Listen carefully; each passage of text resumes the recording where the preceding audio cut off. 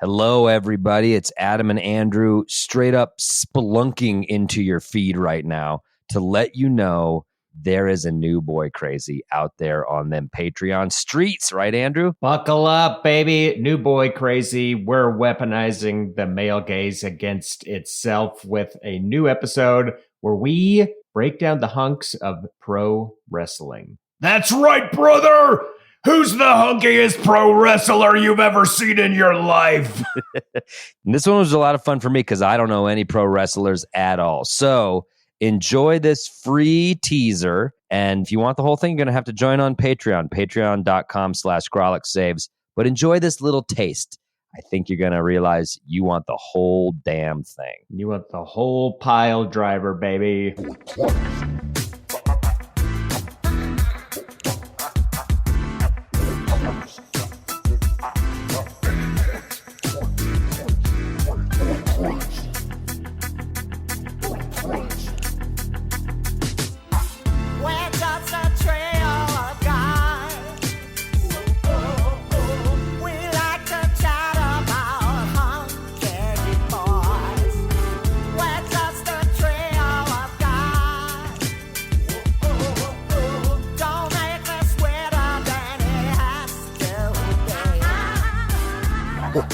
Oh my God. Oh my God. We are back. Boi Crazy. I am gonna say it, and I don't want to burst the bubble of people listening, but I go through all of that bullshit with the Grawlix Saves the World and the fucking fourth act and all of that dog shit just so I can sit in this chair and talk about boys, because I am fucking hyped. This is a big one. May I say, you look positively regal in that chair. Thank you. You look like you were meant to be there. It's a throne the way you wear it. And it's good to see you back where you should be. But a hunk maker. Yeah. I anoint thee. People parade themselves before you, eager to be anointed, and you just judge them and you dole out accolades, and it's cool to see. And you I do it because I love thy kingdom. Thy kingdom cometh to me, and I anoint thee hunks. And it is the producer Ron, do not squint at me because of thy kingdom cometh comment, okay? Because I didn't go there. This is not what it's about. He is a benevolent king, but he is a vindictive yes, king. He is. And you better come correct if you want to come into this. Old Testament style king. If this is your first ever episode of Boi Crazy, we're about to rate the hunkitude of some prime deli slices of man meat from pop culture. Yep. That's what we're doing. Just 3 40-something dads. Over at the power slicer, just jack him and back and forth. Some cis boy deli workers putting that How hand Sila, into how the thick you want me to machine. slice this meat today? What do you want? You want a 1/4 inch thick? You want me to go to fucking just what is the measurements for deli meat? Truly, It's like 1/4 nobody inch. gives a fuck. How about, you know what? Make this 1.5 inch thick. 1.5 inch thick slices for me. Yeah, slabs. we're frying I'd like spam slabs. up. Well, this Yeah. is exciting. This is a big one for us. We have not done This it is yet. one that we've kind of been thinking about And for a while, and I'm glad that we're I finally also doing want it. to acknowledge that this one is important because throughout all of this, the most stalwart sidekick that I could ever have wanted throughout all of this is my pal, Adam Caton Holland. You're my sidekick, Adam Caton. Well, I'm sitting in the Not throne. how I view the You're the dynamic. little man with the curled shoes that entertains guests. Guy who's good at yes-anding. You don't. It's called a chest. literal- Yes, you but don't have a he, literal Adam- throne. Little guy with the curled shoes. That's how you That's how I describe it. describe Adam, the little guy with the curled shoes. But And that is actually pretty accurate. I mean, he has those Egyptian slippers. They could not be more comfortable. But Adam, throughout all of this, has shown himself to be quite the formidable mind when it comes to hunks and boys. I love hunks. I love hunks, and I like talking about hunks, and I like appraising them, and I've always had an eye for them. So this podcast gives me a platform. And I think you've shined. Thank you. I think you've shined in that role. But I think, and we've obviously known throughout all of this that Andrew doesn't have a flying fuck about what he's talking about. He's so fucking. Shut the fuck up and let's get to your my point. Fucking Breyer's vanilla picks. You fucking hack. Get to it. Now, get to it. You boring hack. Cue it up and let's get going. Your flaccid fists at me, you fucking beta simp. All right, because you have been nothing but a piece of shit on this podcast, and I'm trying to compliment you because while Adam and I have carried this fucking content, and that's not even us. That's just Andrew has been in the backseat, but this one, I think Andrew is going to take charge, and I think Adam is going to be out of his element because today we are appraising the hunkitude of professional fucking wrestlers. And this one, wrestlers. It already, just you saying that gets me on my heels because this is not a world I've spent a lot of time in. And it's funny you said heels because that's a wrestling term for like the bad guys in wrestling. So Adam, maybe you know more than you think you do. Well, here's the thing about me. I did not grow up white trash, and I'm so sorry. My bad. And I also liked real sports and not theater. Oh, wow. So Adam, there was what like an asshole. it's just a hard one for Going me to come full warship mode here. Let's not even address it because I guarantee you we just lost so many fans out of just that comment. Oh, boo-hoo. They're smashing that unsubscribe button with a flying elbow from the top of their desk. But this.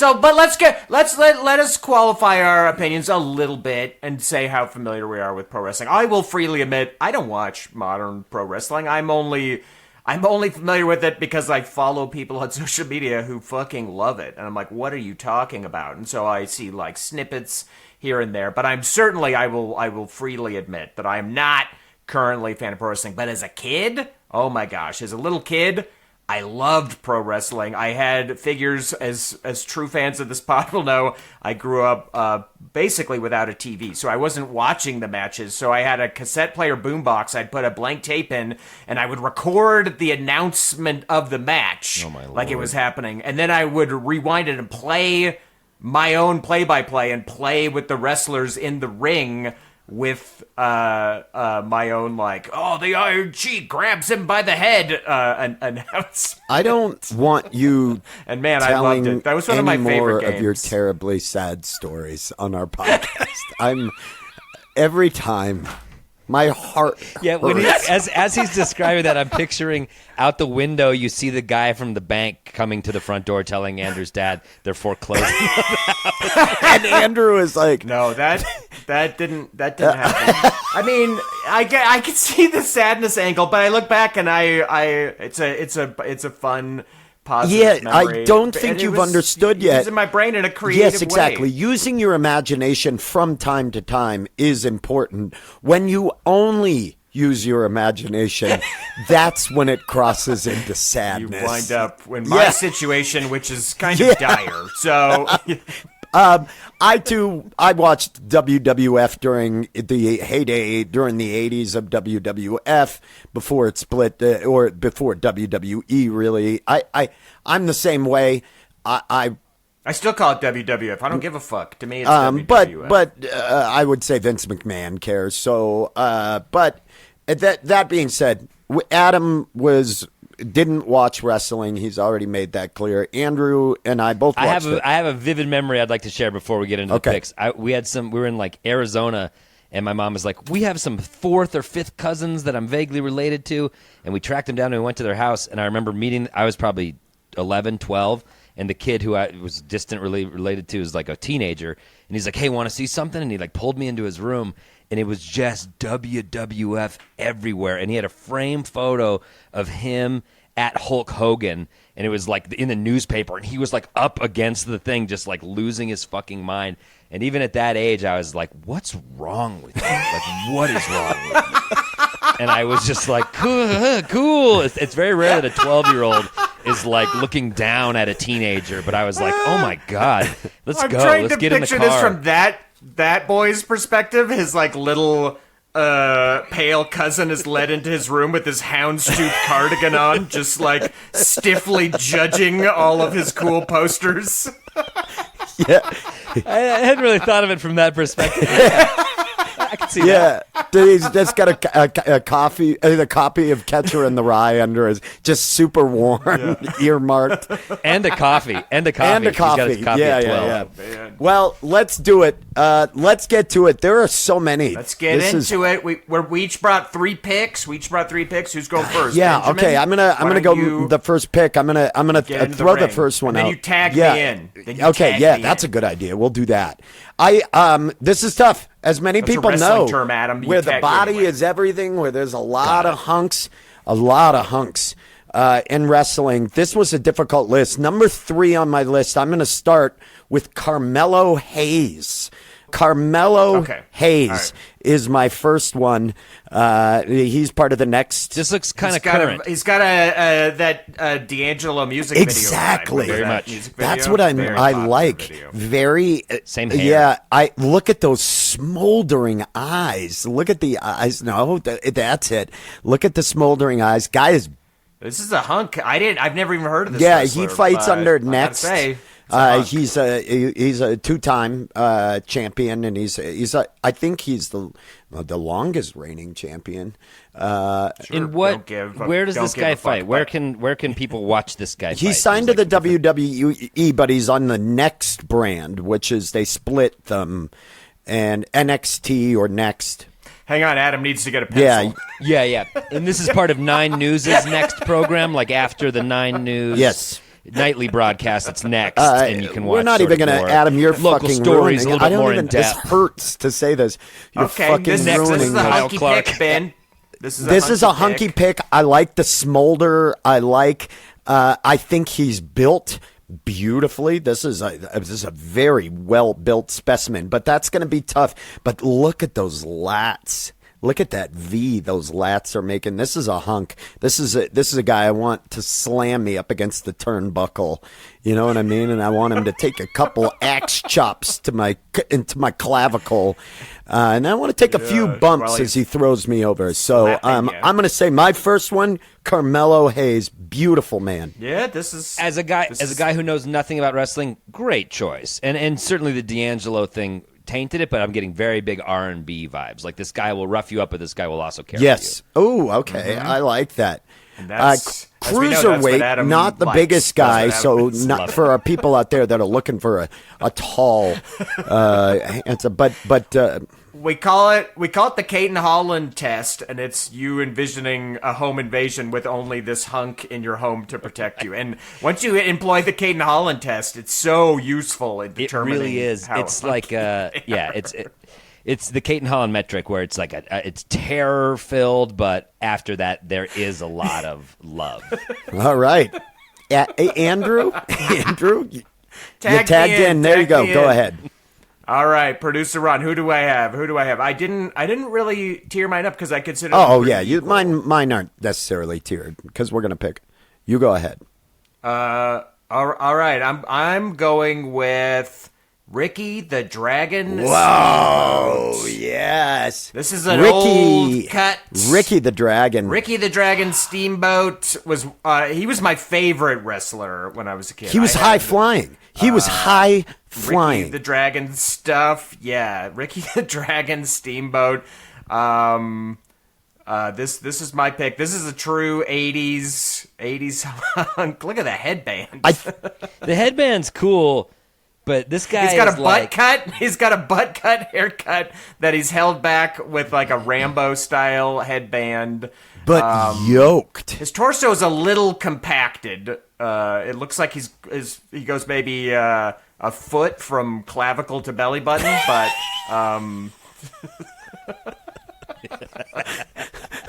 But he does pack a lot of mass into that foot. It does look like a 80s action figurine body. It is your classic big shoulders, I big had chest, this figurine. tapered down to the waist. I had this figurine. And here's the thing, too. Ricky had time in the All Japan Pro Wrestling, and that, to me, that's because Ricky was one of those people that was high flying. You remember Andrew would do a lot of super cool aerial stuff from way up. Like, do I remember? I was announcing it into my tape player, dude. Yeah, I remember. Yeah. We're gonna. His body let's is not very do the sad stuff. We're trying to keep it positive. I want to say this: his body is very well sculpted, but it looks like the sculptor stopped trying at the face. They just were like, I've got no desire. There is and I'm not even saying he's ugly. I'm almost saying he's featureless. It's like the sculptor was kind of like, here's the 2 eyes and a nose and a mouth. There's nothing special about this face. I disagree. I think face. this is a chiseled jawline. I think what we're seeing here, a very chiseled jawline. I love how the neck goes up to the jaw. Like right there, you know, the delts go all the way up to the jawbone. I think. Yo, do those delts go all the way up? He's got a great jawline. I think he looks better with shorter hair. We've got a couple pictures, and there's a picture of him with what looks like still shorter looks hair, good at his age too. Still a hunk, a silver fox, for sure. I like this choice, Andrew. Thank you, because I think this is a wonderful choice, and we're coming in with something classic as well. Adam, why don't you give us your first pick that's totally uneducated? Well, when dealing with professional movers in underpants, it's so hard to figure out where to start. So I started with the base model, what every kid knows, what someone like me who's not even into the sport knows, number one with a bullet, Hulk Hogan. Oh, you are out of your first fucking mind. Because he set the bar. We're talking about hunks. The dude was bald at 17 years old. Whoa. Okay. That's enough. That's all the free taste you get. Give me that spoon out of your mouth.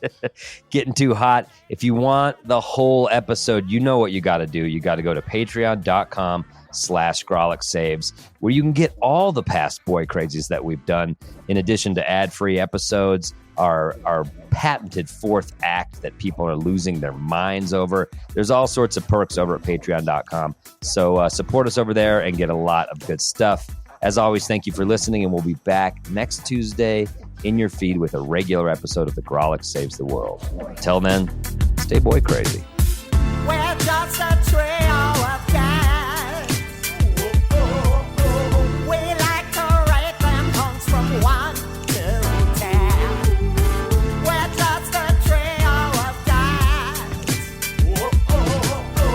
Once again, this really isn't all that Boi Crazy.